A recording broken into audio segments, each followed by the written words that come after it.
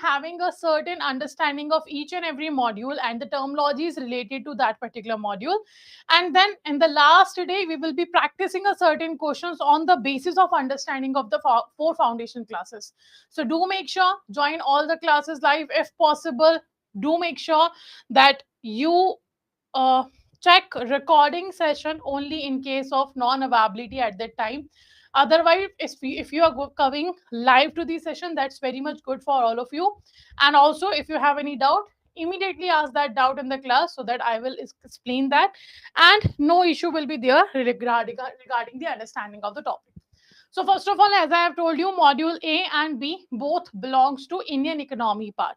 And when we talk about Indian economy, you can see everything we are talking about is economy. First, we have to understand the overview, then the sectors of Indian economy, then how the economic planning will be done, what are the roles of different sectors in the economy, then how infrastructure helps the economy to develop, the globalization, economic reforms, the trade policy that is related to export import, the investments we are getting, economic development we are having, international economic organization, then climate change, sustainable development goals, and the last will be issues facing Indian economy. So everywhere, if you see the module A's unit, you will find every unit is talking about how it is related to Indian economy. Or I can say every unit is telling us how it impacts to the Indian economy, how we have seen the evolution of Indian economy. That is defined under this particular module. So before moving with the units, let's have a basic understanding of what is economy. If we are studying economy and economics, so we have to know what is the basic difference between these two terms. So we have two terms in front of us. First is economy, and the second term is economics. So let me know if these two terms are same or different. These two terms, economy and economics, both the terms are same or different. Let me know. Also, do remember from now onwards, all the YouTube sessions of English medium class will be available on JAIIB CAIIB English medium channel. Okay. So now onwards, if you want to check the foundation class, if you want to check the YouTube sessions, you have to go for the JAIIB CAIIB English medium channel of Officer Study 24/7. Okay. So do make sure you subscribe that channel. Okay. So different. What about rest?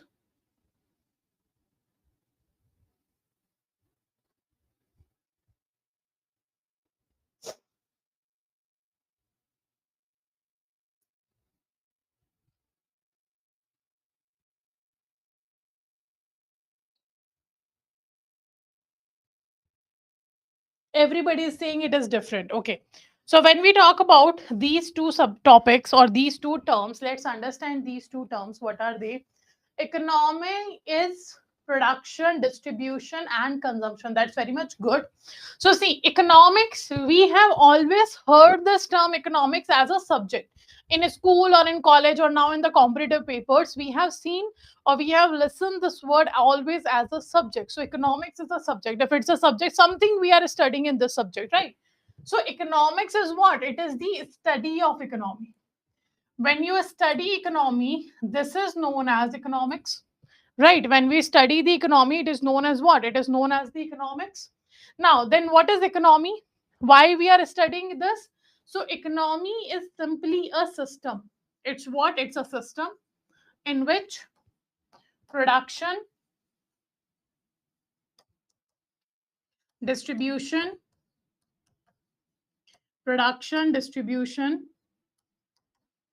and consumption.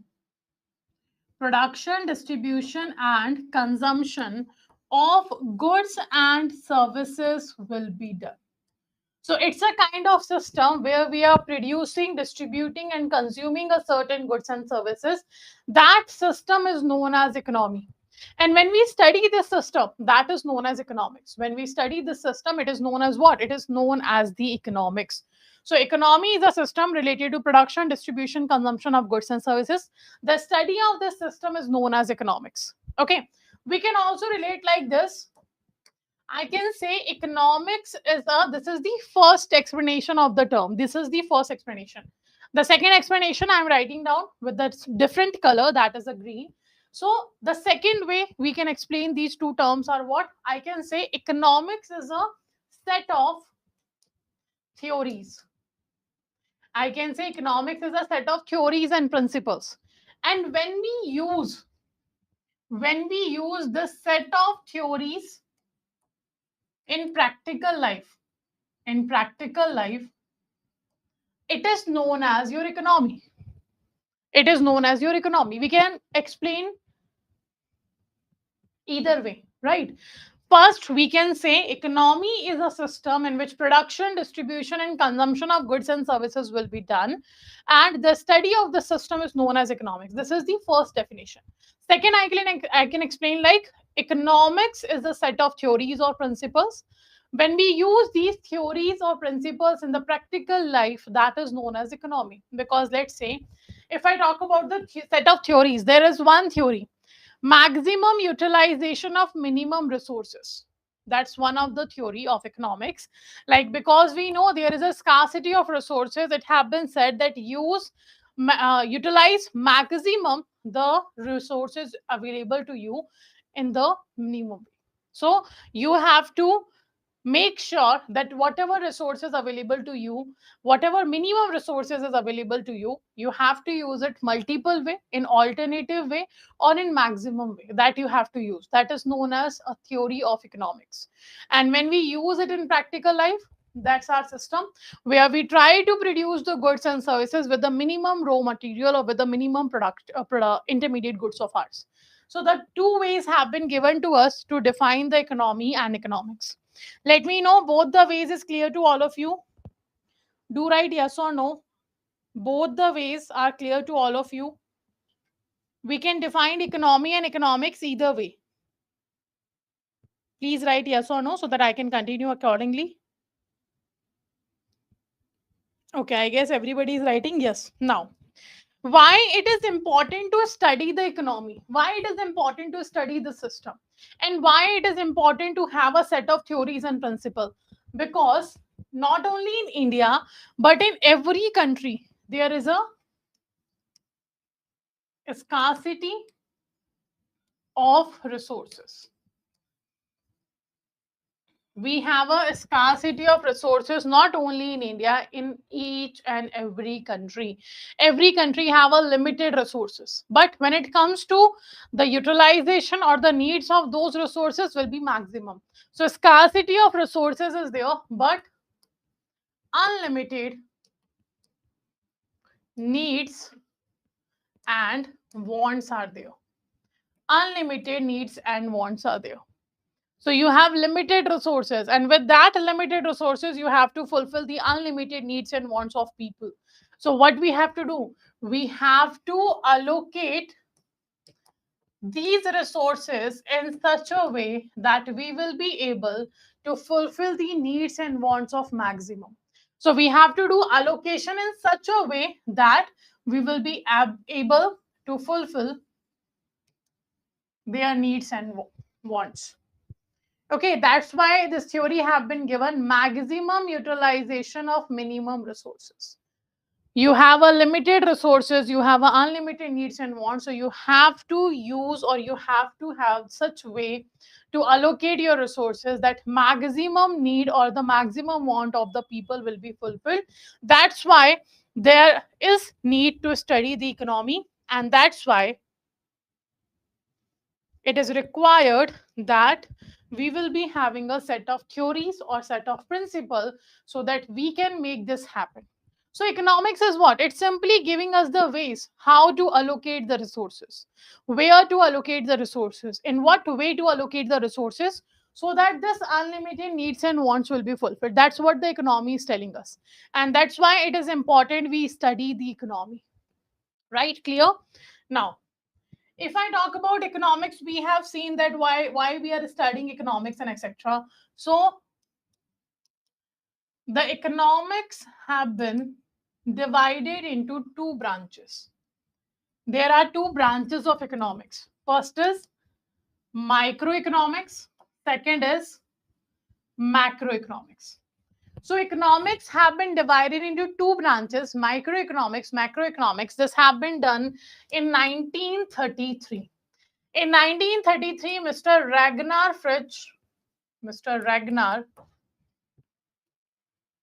Fritsch divided the economics into two branches, that is your microeconomics and macroeconomics. This happened in which year? In 1933. Who did this? Mr. Ragnar Fritsch have done this. Now we have said economics is simply a study of economy. And now what we are doing here, we are simply studying the economy. So when we are studying this economy, in the economics, there are two ways to study the economy. First is micro, second is macro. In microeconomics, what we are doing, it is simply the study of individual. The study of individual is known as your microeconomics. The study of individual is known as what? It is known as the microeconomics. What is macroeconomics? Macroeconomics is simply a study of whole economy. A study of whole economy is macroeconomics and a study of individual is your microeconomics. So this is what we are talking about when it comes to the microeconomics. It's the study of individual person. When it comes to the macroeconomics, it's the study of whole economy, or we can say simply when you have an aggregate study, that is known as your macroeconomics. So let's say, for example, in this class we have 100 students. Okay, 102 students are there. Let's say, okay, out of this 102 students, if I am talking about only one student, and I am talking about the needs and wants of that particular person only, it will be what kind of a study? Is it a microeconomics or is it a macroeconomics? If I am studying that only person, if I am doing a study on the demand and supply of that only person, the single person, it's a microeconomics or a macroeconomics. And everybody is saying it's a microeconomics. True, because I am studying individual person. Right, I am studying the individual person, so obviously it's what? It's a microeconomics. Now, what is macroeconomics? What actually is macroeconomics?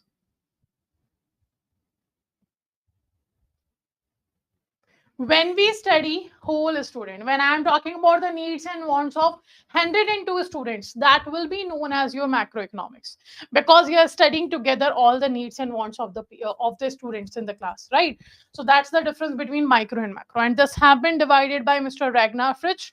So simply, economics is nothing, just a subject in which we study the economy, and economy is a system in which production, distribution, and consumption of goods and services will be done. And why it is required to study these systems? Because there is a scarcity of resources and unlimited needs and wants. So we have to find the way to allocate the resources and how much way to allocate the resources so that we will be able to fulfill the maximum needs and wants of the people. And that's why we study economics in two parts or in two branches, that is micro and macro.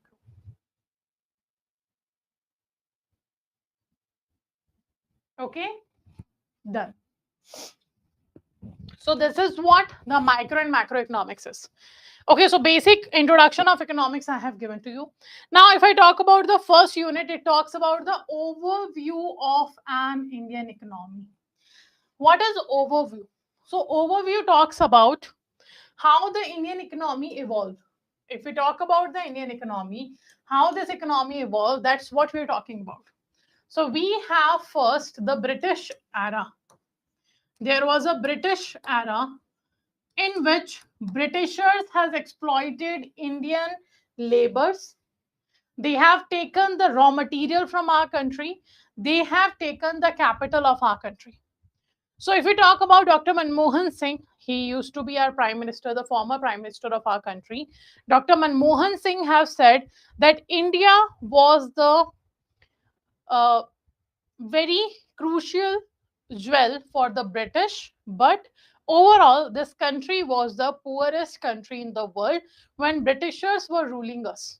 So we were very important to Britain, but we were not important as a overall whole economy of our country when we compare to the world economies, because they have taken raw material from our country, they have taken wealth from our country, they have exploited our labor, they have exploited our farmers, they have taken the excess land taxes from the farmers, which made them poor.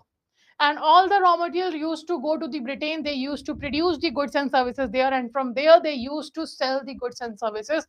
So all the profit, all the raw material, all the income have been taken to Britain. And apart from that, if we talk about East India Company came to India, and the East India Company have taken a huge amount of wealth from India, and that's why the drain wealth theory have been defined. The drain wealth theory says that the Britain, how the Britain have taken the wealth of India from it, and it have been taken to Britain. So that's what the British era, where we have seen the labor exploitation have been done, the raw material exploitation have been done. Apart from that, they have also exploited the farmers, the land taxes was increased by them, and they have also taken our wealth, right? So this have been seen in the country when we are talking about British era. Okay, and if we see in case of Britain was taking advantage of India, they have not done industrialization in our country to give the development to Indian economy, to make the economy grow. No, they have done industrialization in the country just to exploit the raw material. They have created railways in our country. Like, the railway sector is actually established by the Britishers in our country, but they have not established the railway sector to make Indian economy develop.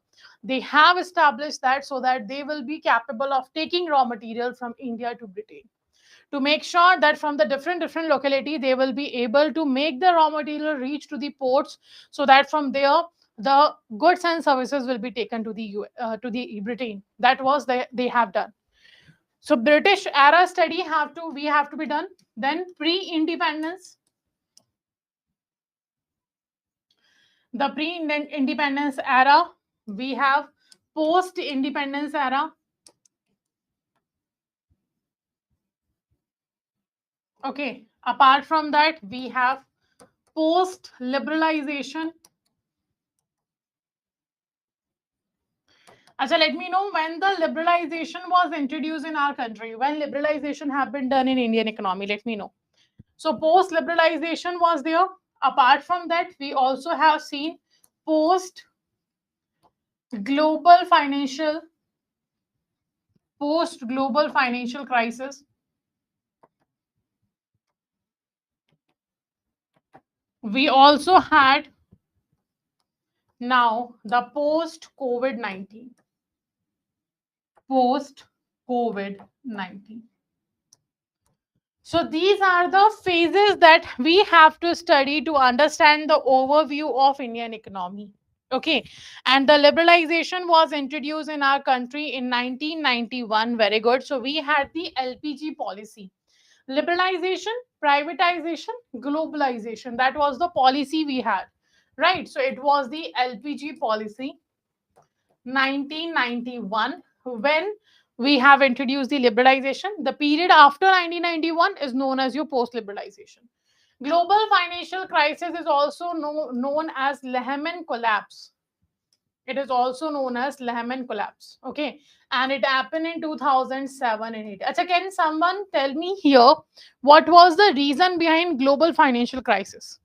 Can anybody explain me here what was the reason behind global financial crisis? It is also known as what? It is also known as the Lehman collapse. Okay, and the post-COVID-19, everybody knows 2020. It is the year 2020.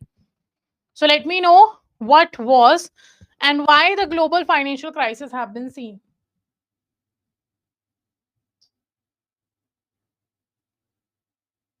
If you do not know the answer, just write don't know, so that I can explain and we will continue the session.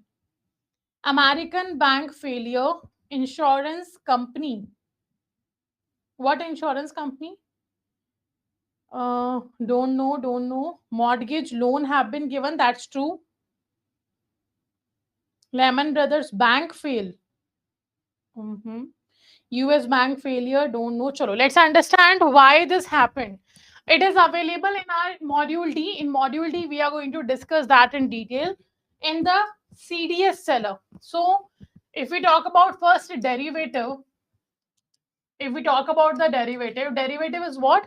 Derivative is a product. It's a product whose value will be derived from two or more basic variables. If we talk about the derivative, derivative is a product whose value is derived from two or more basic variables. That is known as derivative. Now I will write here. Let's say, for example, it is a product. It is a product whose value is derived from other variable called underlying asset. So derivative do not have its own value, right? Derivative do not have its own value. Derivative's value will always be derived from the other value, right? That is known as derivative. So when it comes to the derivative, it is what? It's a product whose value is derived. Always you have to derive the value of derivative from other variable, and that particular variable is known as the underlying assets. That's what the derivative is. Let's say, for example, let's take an example here.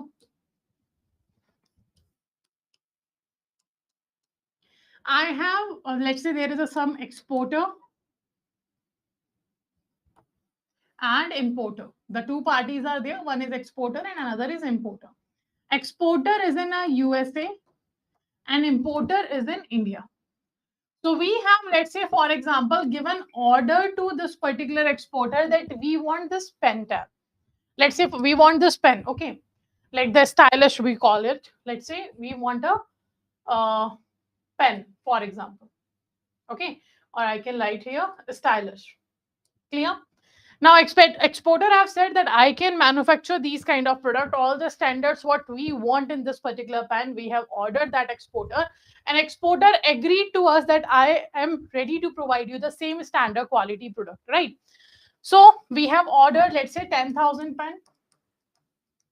Now what happened then? Exporter have done the shipment to us and the product have been received to the importer, and we have checked the quality. It is same as we asked for from the exporter, right? So can we say that the trade have been ended here? Can I say exporter have done the shipment and we have received the product and the trade have been completed? Can I say that? Yes or no? Or something else is remaining here? Obviously not. I have to make the payment also. The importer have to make the payment also. So when it comes to the payment, so let's say, for example, when they were doing a contract, the exporter has said that one pen will be sold at, let's say, $10. At what price? At $10. One pen will be sold. And how many pens we have ordered? We have ordered 10,000 pens. So now you have to make what? You have to make the payment. And to make this payment, what is required? You need to have the US dollar, because you are the Indian importer. You have Indian currency available to you and you have to make the payment in dollar. So now to make the payment, we have to check what is the right now exchange rate of dollar. $1 equals to what rupee you have to check. Then only you can make the payment, right? And this is known as what? This is known as your exchange rate. This is known as your exchange rate. So to make the payment available to the exporter, you have to know what is the right now exchange rate of Indian rupee and dollar. So if $1 is equals to 80 rupees, accordingly we have to make the payment. If $1 equals to 50 rupees, accordingly we have to make the payment. So now you can see the product we were using. The product we were using is a pen, or I can say stylish. This is a derivative. This is a derivative. Okay, and this derivative's value have been derived from where? It have been derived from exchange rate, and this exchange rate is your underlying asset. Because with the exchange rate, you have derived the value that is known as your underlying asset. So this is what derivative is. Derivative can be anything whose value will be derived from other variable that is known as your underlying assets. And this is what we have done here. Okay, this is what we have done here. Clear? Let me know, is it clear to all of you? Do write yes or no. so that we can continue. So this is derivative. In more detail, we will be studying this topic in module D, obviously. Okay, now how this derivative is related to your Lehman collapse or the global financial crisis, that we have to discuss now. So if we talk about the global financial crisis,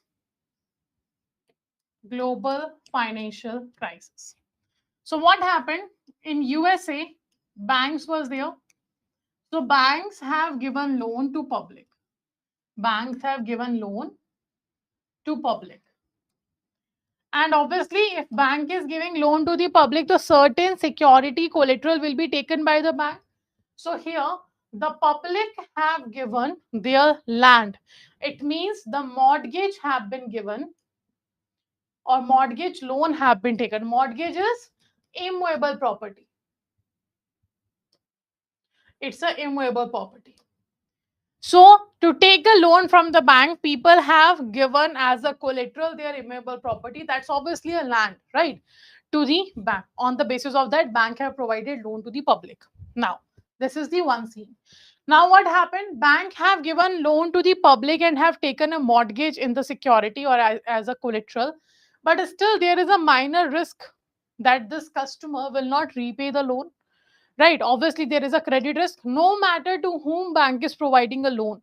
Bank is giving loan to me or Mr. Ambani or Mr. Bill Gates, doesn't matter. Every case includes a normal credit risk. Credit risk is a default risk, like might be in the future the borrower will not repay the loan of a bank. This risk will always be there, doesn't matter bank giving loan to whom. Right, so in that situation, bank have thought that the bank will be taking a credit risk swap with the CDS seller. Now, what is CDS seller? CDS is a credit default swap. This is a type of derivative. CDS is the type of derivative, that's a credit default swap. What they do, the CDS seller have swapped the credit risk of a bank. And the bank's credit risk have been swapped by the CDS seller, right? So now what happened if, let's say in the future, let's say for example in the future, if this public is not returning the loan of a bank, the bank's credit risk will be transferred to the CDS seller. Now on that behalf, CDS seller will be taken from the bank what? The premium. The bank have to give the premium to the CDS seller, and then only the credit risk will be transferred to the CDS seller.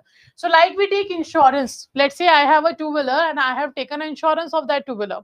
So in case of any financial loss, if I have paid the premium to the insurance company will return my financial loss to me in case of that incident happened or that event happens.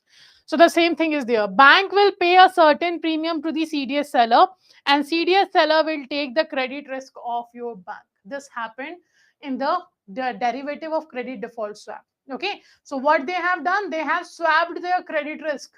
The bank's credit risk will be given to the CDS seller, and bank will be getting an amount of financial loss. Whatever loss have been seen to the bank in case of credit risk, that loss will be returned to the bank by the credit default swap seller. Clear? This will be done by the CDS seller. So what happened in global financial crisis? First, the public started doing default. The public stopped making payment of their installment, their principal amount, their interest amount. Public was not making the payment of your installment. Okay, in that case, bank went to where? Bank went to the credit default seller or the CDS seller to take its financial loss recovered. And in that situation, the CDS seller also defaulted. The both party defaulted. The CDS seller defaulted here and have told to the bank that we do not have money to give your credit risk amount to you, and the public also defaulted.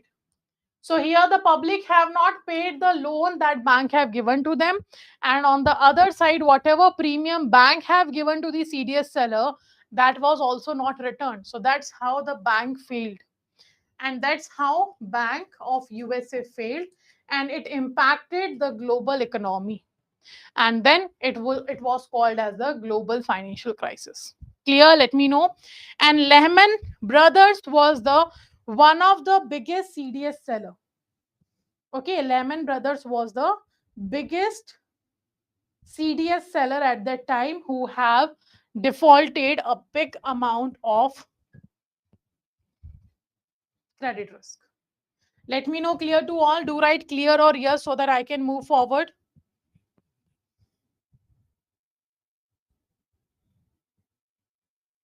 Ashutosh sir, this is English medium batch. This is our second class. The first class we had as a orientation, and this is our first foundation class. Okay, clear to all.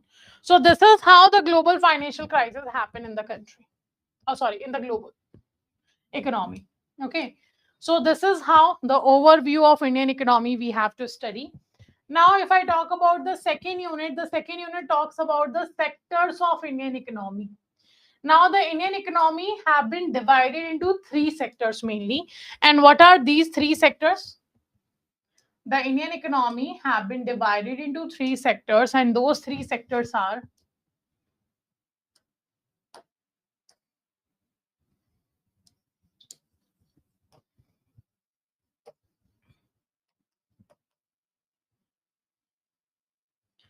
it have been divided by whom? By CSO, Central Statistical Organization. So what happened? The first time national income was calculated by Dadabhai Naroji. Dadabhai Naroji was the first Indian who became, the first Indian who became the member of British Parliament. And Dadabhai Naroji have seen every national statistical data in the British Parliament, and the same thing he have explained to Indian as well. So he wrote a book that named as a Poverty and Un-British Rules in India. In that book, he have defined national income, per capita income for the first time in the country. After Dadabhai Naroji, a lot of economists have came and they have studied the national income and they have given us the certain data. But after independence, for the first time, the official attempt to calculate the national income have been taken by the Ministry of Finance. At that time, Ministry of Finance have established the Central Statistical Organization. It used to be known as it used to be known as office earlier, but now it have been named as a CSO, Central Statistical Organization. So the Central Statistical Organization have been given the responsibility by the government to calculate all the statistical data of our economy. Right? Now, if I talk about in present, CSO is not available now. It have been merged and now it is known as a National Statistical Organization. So CSO is not a present organization in the economy. Right now, National Statistical Organization is working in place of CSO. Right? Now, the CSO have been given the responsibility to calculate all the statistical data of the country. And to calculate all the statistical data of the country, CSO have divided Indian economies into three sectors. That is primary sector,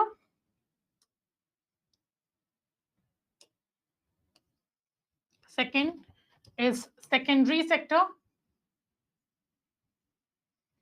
and third one is tertiary sector. Primary sector is also known as the agriculture sector. It is also known as a agriculture sector. Okay. Secondary sector is also known as the industrial sector. Industrial sector, you can call it a manufacturing sector. Both are correct. You can call it manufacturing sector or industrial sector. Both are correct. And the tertiary sector is your service sector. Tertiary sector is known as service sector. Now, what are these three sectors are? Primary sector is a sector which is also known as the agriculture sector. What it does, it actually simply do the collection of natural resources. Collection of natural resources. Okay, so collection of natural resources will be done by the primary sector. Secondary sector does what? It simply convert natural resources of primary sector in final goods, or we can call it a finished goods. Both are correct. Final, or we can call it a finished goods.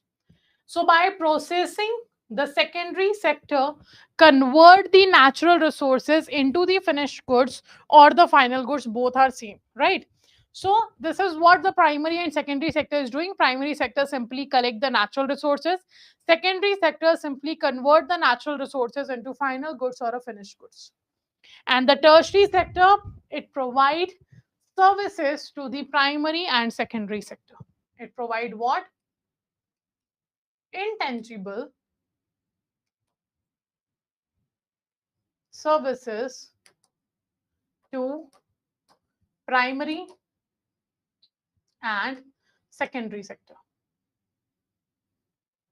Primary and secondary sector. Right? So let's say, for example, I can say here, when we talk about the primary sector, I have collected the woods from, let's say, forest. So that's a natural resource. Okay, I have collected the woods. And now that woods have been converted into chair or table in the secondary sector. That is known as what? That's your secondary sector. In the primary sector, I had woods. Woods have been processed and converted into furniture. And when that furniture have been broken or something, so it was repaired and replaced under the service sector. This is how the three sectors have been divided by the CSO to calculate the statistical data of our country. If I talk about primary sector, the primary sector have three components in it. There are three components of primary sector. First is agriculture. Second is forestry. Third is fishing.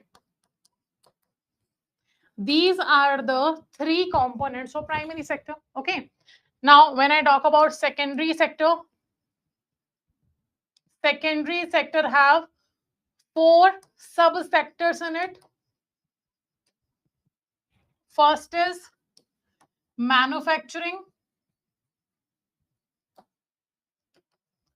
Second is mining and quarrying. Third is construction. And the fourth is your power, gas, and other utility services. Okay, these are the four subsector of secondary sector. Then we have a tertiary sector. In case of tertiary sector, we have two subsectors. The first one, we have quaternary. That is also known as a knowledge sector. That is also known as what? Knowledge sector. Second, we have quinary subsector. And the quinary subsector is known as idea behind economy. It's an idea behind economy sector. This is your tertiary sector. Okay, so you can see primary sector have three components. That is your forestry, agriculture, and fishing. Secondary have four subsector: manufacturing, mining, quarrying, construction, power, gas, other utility. Tertiary have two subsector: quaternary and quinary. They all we will be discussing in detail when we will be studying the chapter. But yes, do remember these are the subsectors of our three major sectors, that is primary, secondary, and tertiary. So you can see here, if we talk about the sectors of Indian economy, they have been divided into three major sectors. That is primary, secondary, and tertiary. Apart from that, if we talk about, you can see the differences. Primary is actually your agriculture, forestry, and fishing. Okay, in the book it have been written in mining. It's wrong. The right will be fishing. It is known as agriculture and associated services. It provide you the raw material. It is unorganized. Okay, most of the time employees use the old method. Like we are still dependent for the irrigation on rains. That's a traditional method. Now, a secondary, you can see manufacturing units, small scale unit, major enterprises, global organizations, all are included here. The industrial and manufacturing sector is often known as what? The manufacturing sector. They transform one goods into another by value addition. What is value addition? The processing you are doing and converting the raw material into the finished goods. Okay. And it is organized. Now, when we talk about tertiary sector, this sector includes your banking, insurance, communication, teaching is also a part of service sector. Right. Other valuable services to the primary and secondary sector will be provided by the tertiary sector only. Now it is your well organized and use advanced logistic techniques to carry out its task. That's what your tertiary sector is. Okay, so let me know the sectors of Indian economy is clear. Apart from that, also let me know the subsectors of all the three sectors is clear. Till now, whatever we have discussed, is it clear to all of you? Those who are watching us on YouTube, if you have any doubt, do let me know in the comment section. I am checking your comment. If you find any doubt, do let me know in the comment section.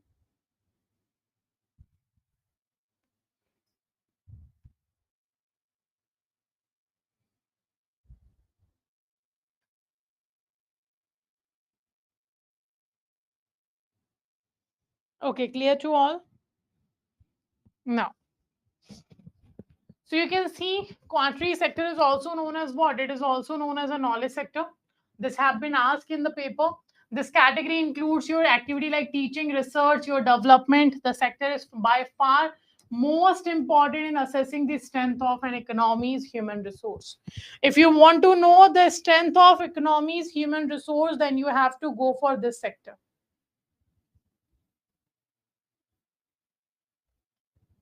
Okay. Apart from that, if we talk about the quinary sector, these are the people who take the decision. They are the decision makers. It includes what? Activity, in which activity key choices are made, include the highest level of your decision makers and the private corporate sector. So the number of people they are participating in the sector, which are very quite small, but they are the brain behind economies socio-economic performance. So you can see in every company as well, there are very limited persons who do the planning, like how this will be done, Hana, how it will be done.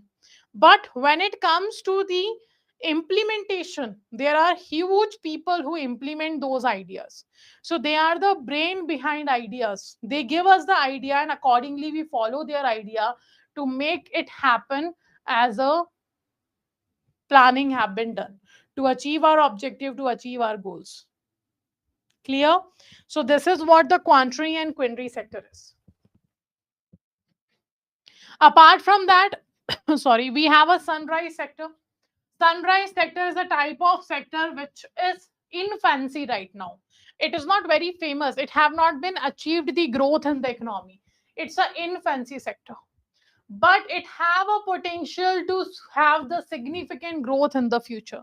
Those sectors which are in fancy right now, they have not been grown at a higher phase. They have not been achieved their development. They have not been achieved the growth yet which they deserves, but still they have a potential in the future to grow at a maximum phase. Those sectors are known as your sunrise sector. Okay, those sectors are known as what? They are known as sunrise sector. Like if we talk about your electric vehicle, apart from that, you can see here the green energy, your fintech, your IT, your electronic, your pharmaceutical, automobile, healthcare, infrastructure.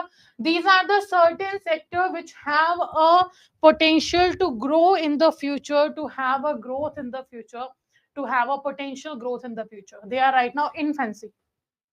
Okay, so as we are seeing climate change, what is climate change? Changes in the temperature or weather. Okay, change in the temperature and weather, a huge change when you see in the temperature and weather, that is known as your climate change that we are facing already in India as well as in the world. So as the climate change is increasing, we can see the more and more demand for the electric vehicles or the growth of electric vehicle cycle or the green energy will increase to reduce the uses of fossil fuels so that the global warming will not be increased by us.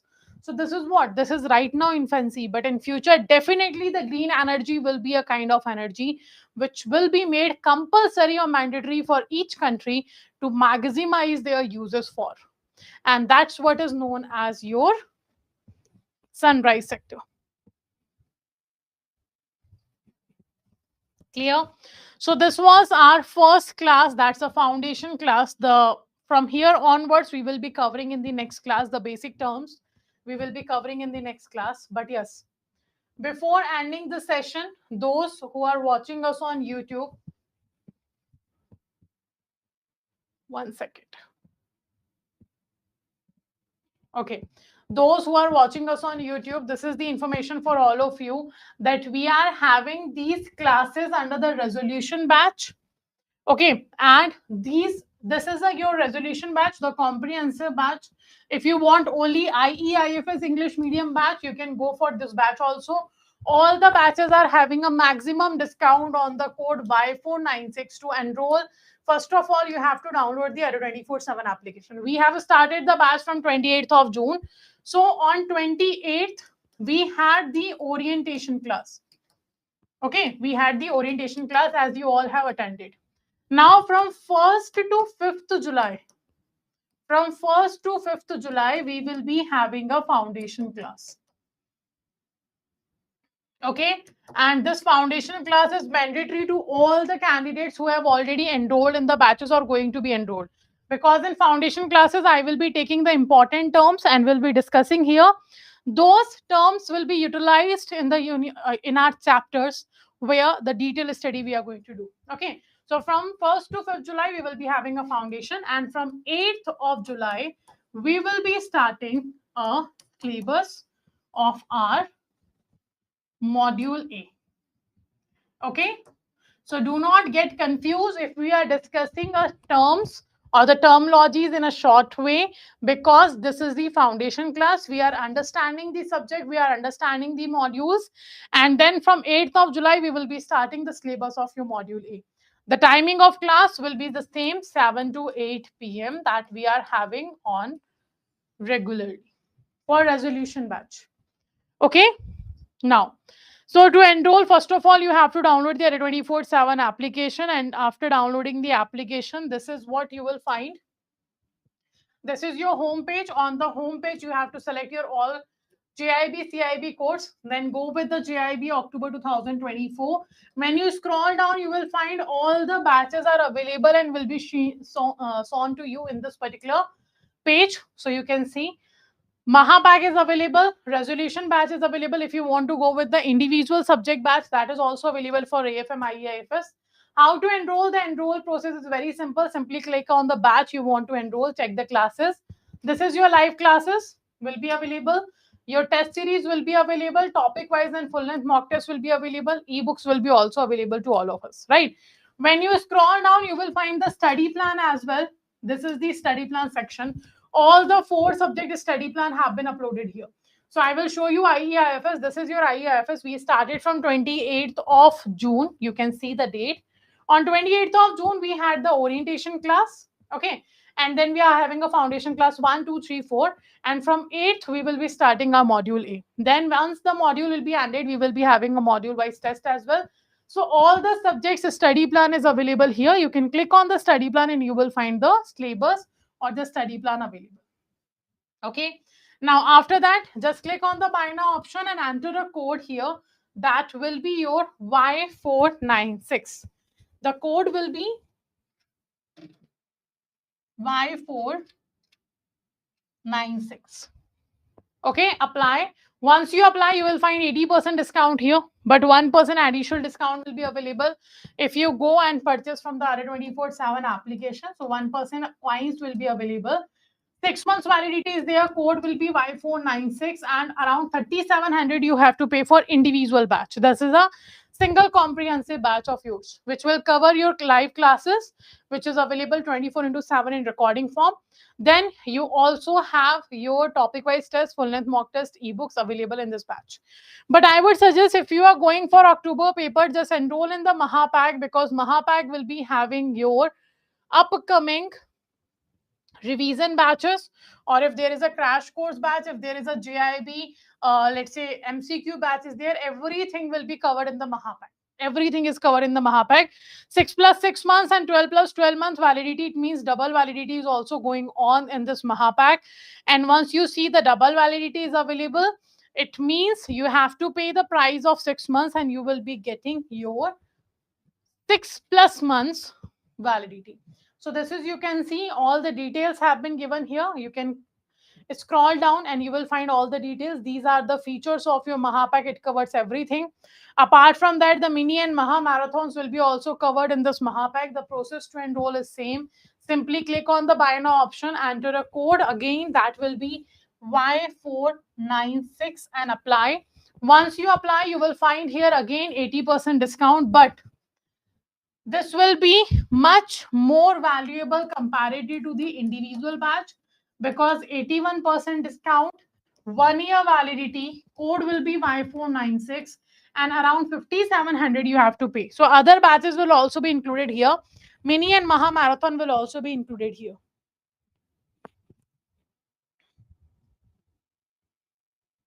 Okay. This is how you can have the study plan. I have just showed you. Yes, AFM, PPB, RBWM, all the 4 subjects have a different study plan available. You can check the study plan from the study plan section, as I have showed you here.